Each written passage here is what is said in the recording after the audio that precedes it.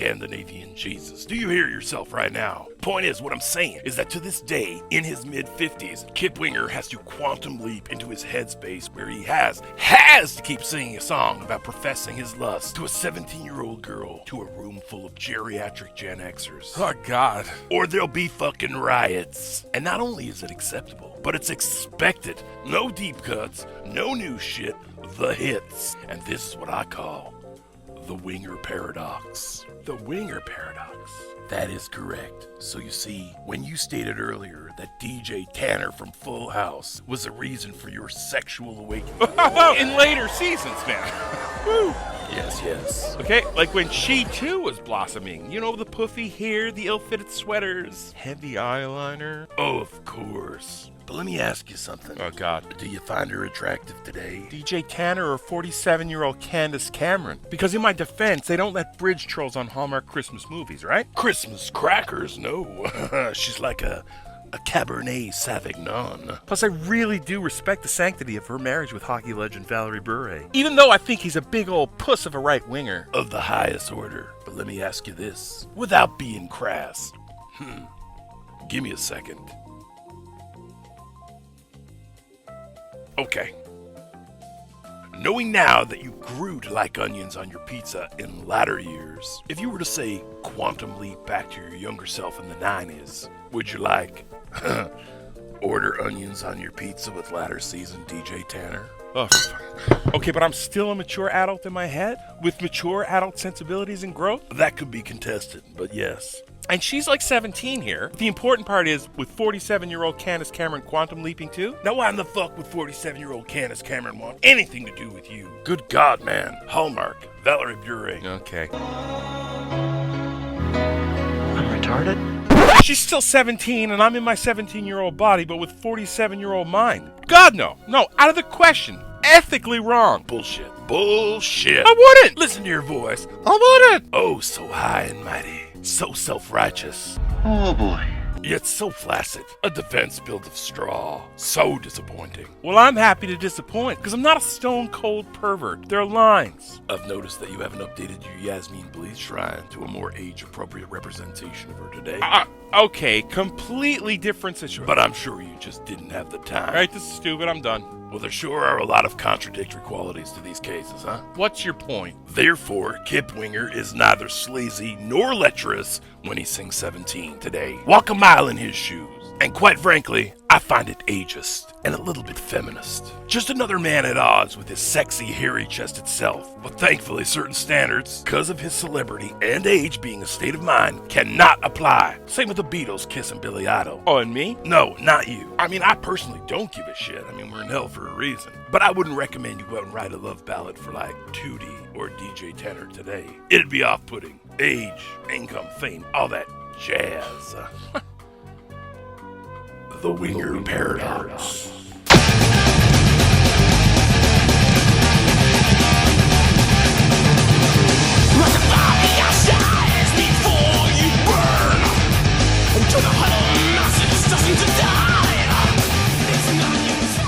Can you imagine the psychology and strength it must take to play Toxic Waltz at 60? And to a room full of psychotic teens smashed on old Granddad Monster Energy. It's exhausting just listening to it. Like there's not enough Aleve or Nexium to get me at that shit. You know, you just want to be home watching Mannix on Tubi at this age. And don't even get me started on those poor tech death dudes. Nah, man. They don't have kids. Are you kidding? Tech death is basically jazz for bisexual white nerds. You think Spire of Lazarus gets up before 1? Maybe for brunch. Maybe. Or like trivia night at the brewery. Well, that's a bit of a hot take. Now, people, if this is your first time watching, welcome to the show. I'm the Barbecutioner, and this is my, colleague, Vincent Castillo. A peace be with you. Now, tonight we're going to be showing some of the thrash albums near and dear to me, but not the usual cast of characters. Oh, no. Now, for this show's demographic, I'd hardly call this stuff obscure. Bless your hellbound hearts. But, like, if you're a young soul now and you're too hungover to find the Roku remote and the algorithm's being a real son of a gun leading you here, now, the soup today is going to be a level 2, level 3 tier thrash. You know, some of the bands that I became obsessed with early on my quest to becoming the most heavy, most underground chud in all of Wabush, Labrador. Look it up. Coming in first, Infernal Majesty 1987. Canadian, my man. I distinctly remember buying this album at a Value Village along with Aldo Nova and Ray Parker Jr.'s The Other Woman. What can I say? I'm a Renaissance man of varying tastes. If there was ever a case for not judging a book by its cover, then this would probably be it. Holy shit. It's not even charming bad like Night on Brocken or Randy. Maybe a loose pass if it was airbrushed on the side of an 83 Vendura, you know? But that's a strong maybe. But those of you who were fooled and had the misfortune of not having this in their collection, flip off and die, because it is a goddamn crowd pleaser. If you were to ever host a dinner party full of possessed, death or massacre fans. Like, I can't even tell you how many times I've been in the States surrounded by like chudley heshers in the know. They never fail to bring up this cultish Vancouver act. I will say that the Looney and or Toonie has some sort of mystical aura with Americans as well. I have to say that. It's like a Spanish doubloon to us. I can see that. Anyway, Infernal Majesty commands a certain kind of respect and praise that I firmly believe that only Kiss achieved during their performance of Black Diamond on Midnight Special. What? Okay, no. Alright, sorry. Or that's a gross over-exaggeration, but I gotta tell you, it's great. And as a footnote, despite being an early teary-glazed Pantera acolyte, I will say that my resistance to Phil has crumbled because of the flaming torch that he waves for this one. And my 97th favorite movie, The Sinful Dwarf. Onslaught, power from hell. 1985. Let's be real, gang. The UK invented heavy metal, but, and it's a big one, there's some shade rightfully thrown at them for their thrash output. The question is, what is it that they didn't grasp? Was it that the whole youthful, pissy DIY punk thing ran its course?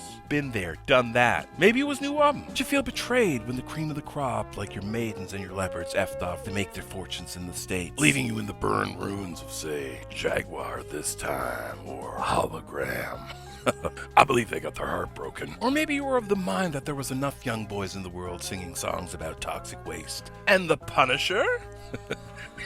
Or was it a combination of all that just made you sit out and say, no, I think I'll wait around for the next Buster Death Metal, thank you? Because I wouldn't blame you. Doing white accents is so funny and safe. Mumsy, the fat man is saying bad things about UK French.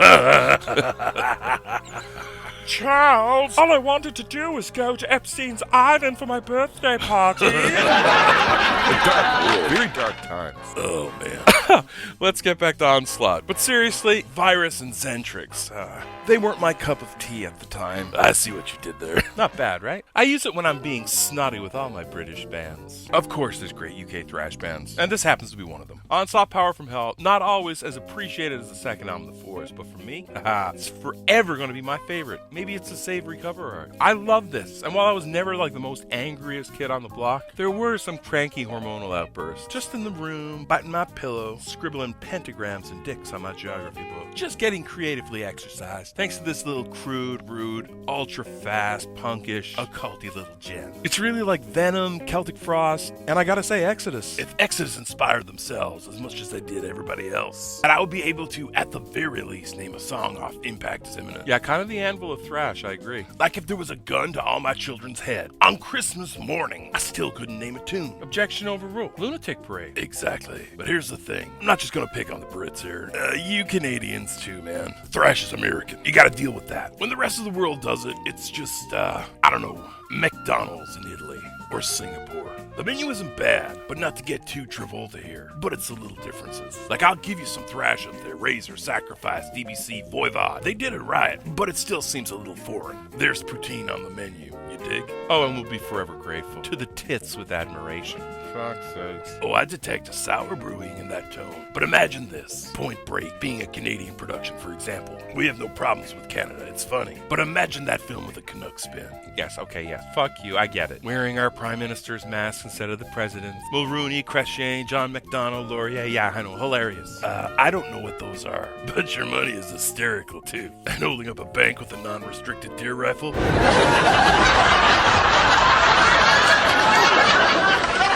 That's hilarious to me. I find it droll. Rigor Mortis 1988. French is ridiculous, eh? Everything is math with them. So it's like 19, so 1900, 1900, and instead of saying 88, 80, meaning 4 20s plus 8. It's exhausting. 1,900 and 4 20s 8. You know, I really believe the Mandela effect has struck again, because I swear the first time that I heard Rigor Mortis was when I went to see Don't Tell Mom the Babysitter's Dead. You know that scene where the older brother is with all his burnout friends? They're just ripping a bong. Rigor Mortis was playing. I'm telling you. And then when I watched it on VHS, it was replaced with Valentine's Running on Luck Again. Shut up, okay? All right, it was the early 90s. We didn't have an internet. And I had a crush on Christina Applegate. Christina Applegate today, correct? Shut up, you monster. She's absolutely stunning to this day. Oh, so you'd prefer to be with her today instead of married with children, right? I mean, that's the right thing to do. Anyway, this wasn't unheard of back then. Songs were swiped out all the time. And no, I'm not getting it confused with the Hulk Hogan vehicle, Mr. Nanny. I know it was played there. But even more crazy was that the band's poster appeared in the bedroom of Doogie Howser, MD, across from Einstein.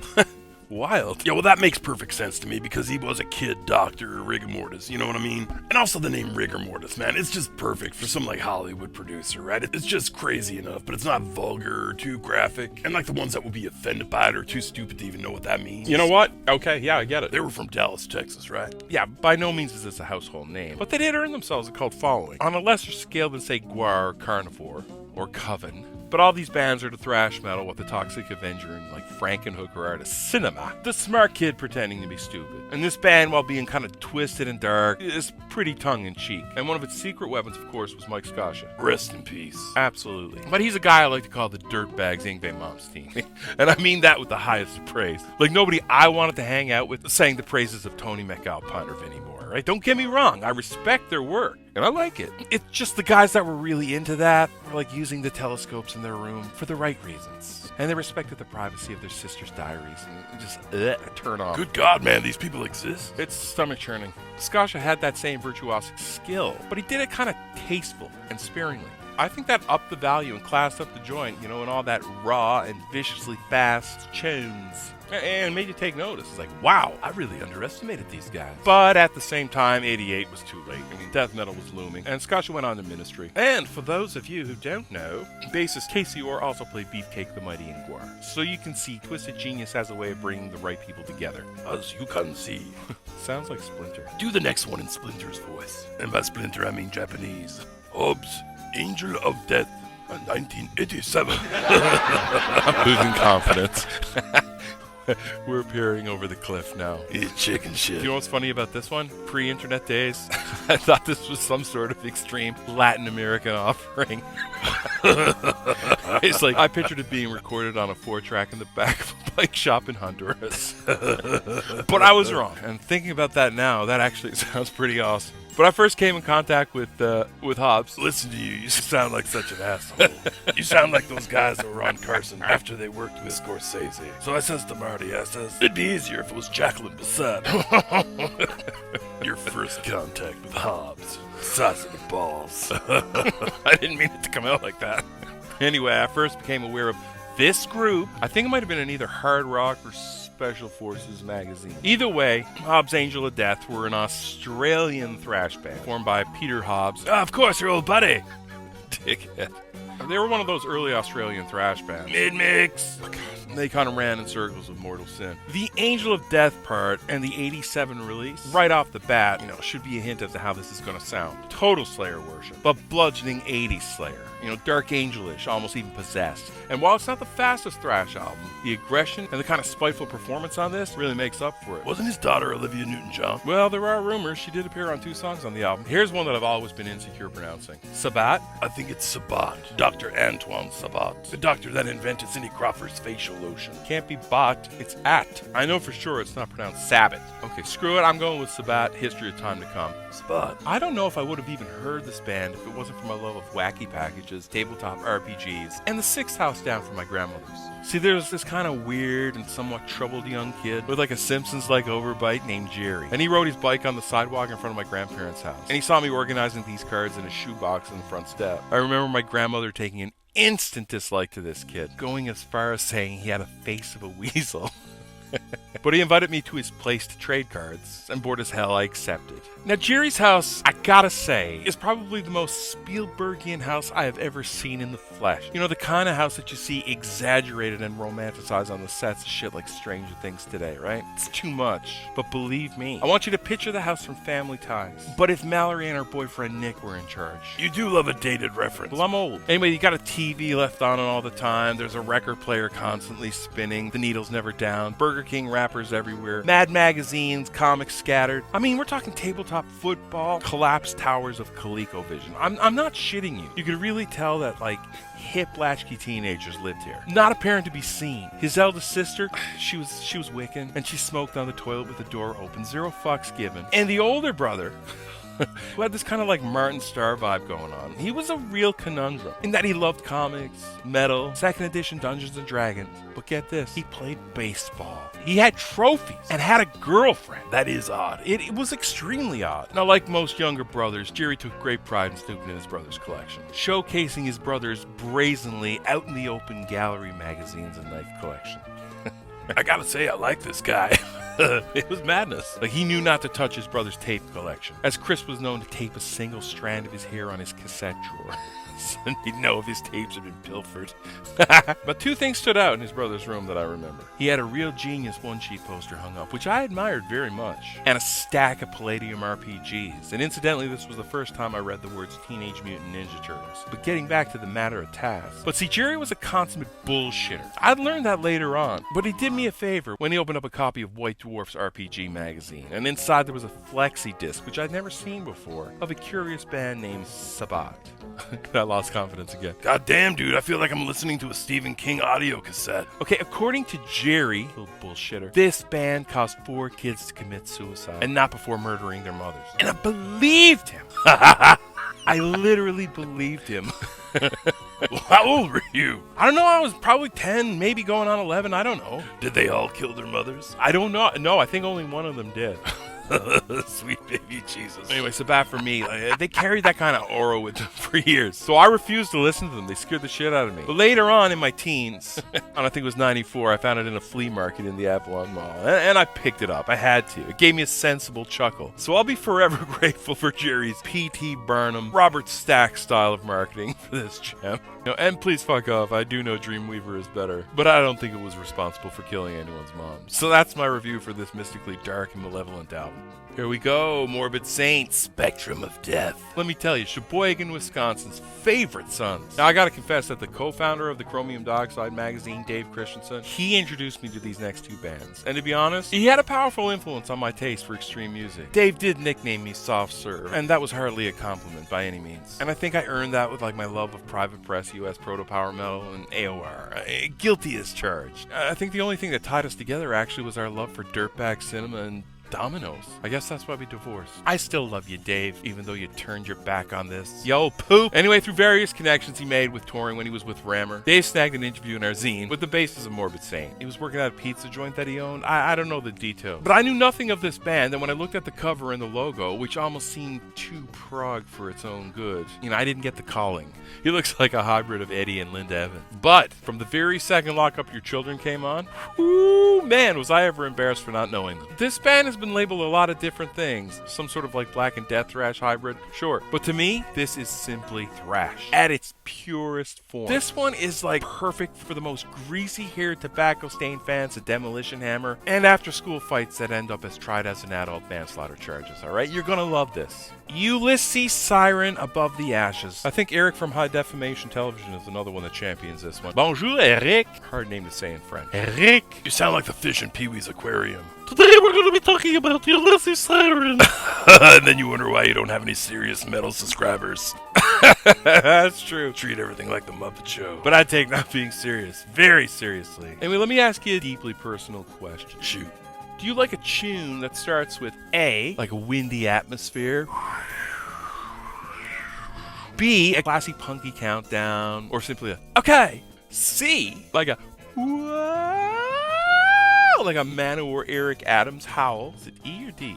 Or whatever. Next letter. A movie quote or spoken word shit. Today's a good day to die. Ah, that's a good question. And I've thought about this a lot over the years. Like, I've always been torn between a good Wilderness April thunderstorm, or say like Ice-T narration for Body Count. Or Orson Welles for Man-O-War. Exactly. But I think I'd still go with atmospheric ambience of nature, even though some of them go on way too long. I like a good whoa!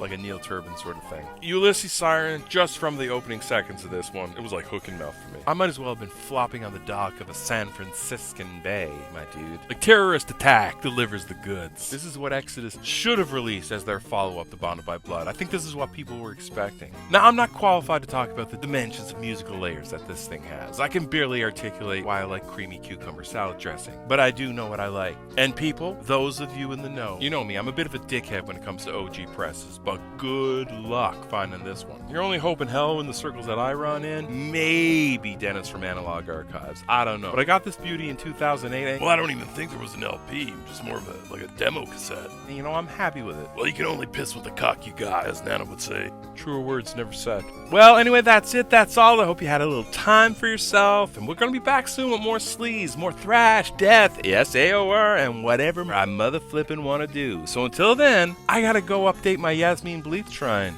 and change my Raquel Welch posters to a more age-appropriate thing. Isn't she dead? Yes. Oh, wonderful. You're running out of luck again.